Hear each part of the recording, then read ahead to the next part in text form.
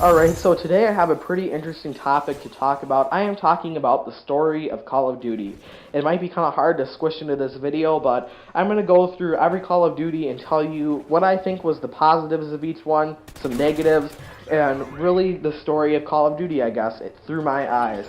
So I'm doing this video because next week I'm going to create a video called What I Hope to See in Advanced Warfare. So I'm kind of doing this one to look at the past and that one to look at the future. So the gameplay that you are seeing today is on the map Bayview. I'm using the Honey Badger. The Honey Badger is a pretty good gun in my eyes because it's probably the best assault rifle that you can put with a silencer attachment on, even though it's built into that gun. But this video, I think I do go on a death streak, but that's okay. I still thought it would be good to put it up. Alright, so just jumping right in, I'm going to go into Modern Warfare 2. Now, what this was like was it was fun, exciting, there was camping, grenade launchers, and better snipers.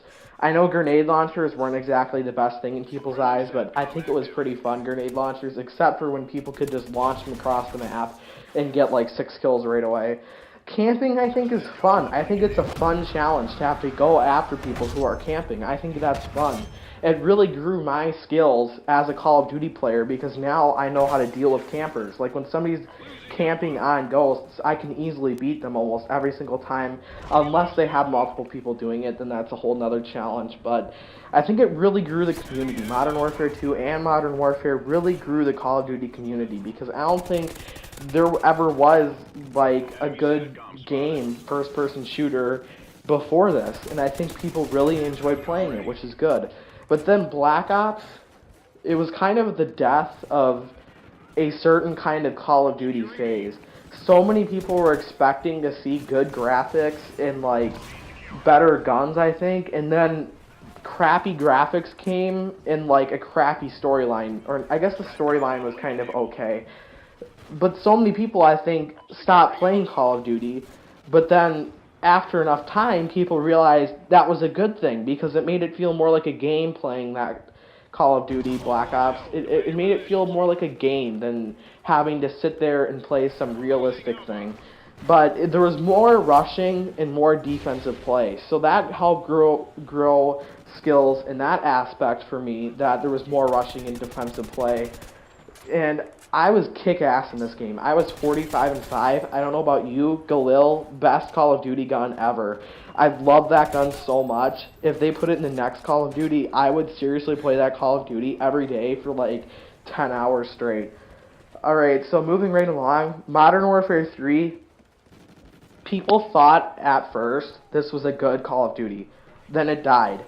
Too much of the same. Nobody liked it, I don't think, after enough time of playing it. It was exactly like Modern Warfare 2, but worse, in like a couple of ways. So nobody, I felt, really enjoyed playing it.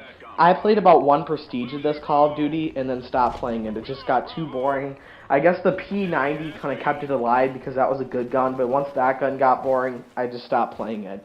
I understand though now, I didn't know this at first, but I think the Sledgehammer Infinity Ward and Treyarch cycle was supposed to start then, and then something happened with Sledgehammer that they couldn't produce the next Call of Duty, so then Infinity Ward had to go back and make this Call of Duty in 7 months, and that's why it was so much of the same, because they didn't have really a lot of time to make this Call of Duty.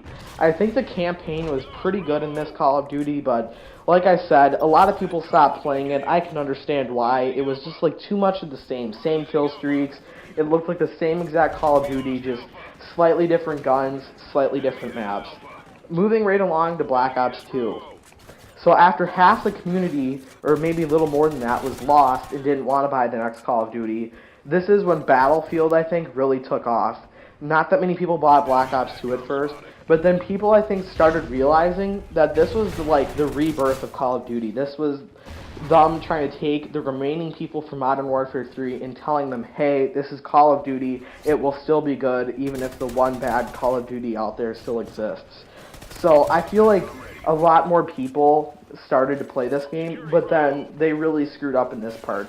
They began nerfing too many of the guns. Now, for those of you who don't know what that is, That is when they take a gun and they take off like its range, they take off its damage, they take off its fire rate just to even out the overpowered guns. But they would nerf guns in this game that weren't even like that good to begin with, and it just made the game so much crappier.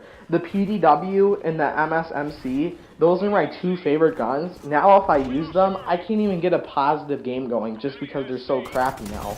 I think they took off the range on the PDW, and like they took off all of the accuracy on the MSMC. So I guess it was just what they wanted to do, but I feel like it wrecked the game, and I can't play Black Ops 2 anymore because I don't like using the assault rifles in that game. It's more of an SMG kind of game, but all the SMGs, you know, they've made crappy now, so I guess they should have just kept the guns how they were. I think people would like games more if they did that. I guess Ghosts kind of nerfed some of the guns, but not as bad.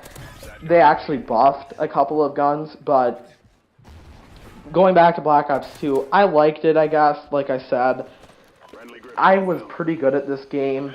I kind of found a liking to search and destroy, and some of the maps in this game were actually pretty good. The maps of Call of Duty are like so important to each Call of Duty. It's like each map kind of defines the game. They think it's more like the guns and this, like how nice it looks and how pretty it looks, but I think it's the maps that really define a Call of Duty game. I don't think it's like the guns or like how nice it looks or the little things. Like I said, the maps so much. Like Array and Black Ops, that was a memorable map. They had like a skate park kind of map in Black Ops 2, that was memorable. And it just seems like it's too much of the same for Infinity Ward. They're not as good as making maps, I'd say. Like it's just so much of the same. Like there's always all these buildings around the map, and then right in the middle you have an open area, and then you have tons of cover around the map, and that's pretty much the whole entire map. I felt like the ones in Modern Warfare 2, like the ones with the plane down in the middle, I think it might have been called Afghan or Wasteland, those are memorable, but Modern Warfare 3 and Ghost don't have as many memorable maps, I feel, and that's why they kind of died a little bit. So moving on to Ghosts. I do okay in Ghosts, I don't do as good. I feel like not that many people bought this game because they thought it was going to be another Modern Warfare 3. So I guess I'm hoping they come out with a Black Ops 3, to be honest. And I bet you so many people will buy that game just because Black Ops and Infinity Ward or not Infinity Ward, and Treyarch have really been making good Call of Duties, I feel, ever since the beginning, and they've just been getting better. I just hope they don't nerf the guns if more people like that game. So in Ghost, there's more of the same. There's too much of the same again, and I feel not that many people like it. In fact, now I don't even see that many people online anymore. The little things are kind of nice that they've done, but I feel like they're putting too much time into making the little things. Like, there's a new news category, there's too many more camos, there's just too many I can't believe that. I haven't gone on in like 3 months, and yet there's like 20 new camos that you can buy. We don't want to see more camos. We want to see new guns, new maps that are quality, and not more camos. I don't know about you, but I feel like when I just add a new camo, it's just them trying to suck every single penny out of you. I think I've bought 2 camos before on Black Ops 2. That's because I feel like some games I deserve giving them another couple of dollars. Like, they deserve my money because they made such a good game. But Ghosts, there's no way, I don't think I'd ever buy a camo for it. Even though I was thinking about it, I don't think I would. So, pretty much a wrap-up here is Call of Duty has been on a way of slowly dying, and I hope that Advanced Warfare, they really put some time into that game, they really overthink it, they really make it good, because Modern Warfare 3 and Ghosts have kind of been the death of Infinity Ward. I don't even think they should be allowed to make the next Call of Duty. In Black Ops, in Treyarch, they just keep like upping the standards, I feel, for Infinity Ward, and they could just keep making it better. I think maybe they should even split off and start their own franchise, I guess, not the Call of Duty franchise. I mean, Infinity War basically turned a lot of people to Battlefield, and it's kind of sad for me because I really like Call of Duty better. I might buy Battlefield, but like I said, I just hope Call of Duty Advanced Warfare is what a lot of people want to see, so too much of what they want to see, so that way they go out and tell their friends, and maybe their friends start buying it. I hope you've enjoyed this video. It's coming to a close here, the gameplay. Like I said, I hope you enjoyed. Thank you so much for watching.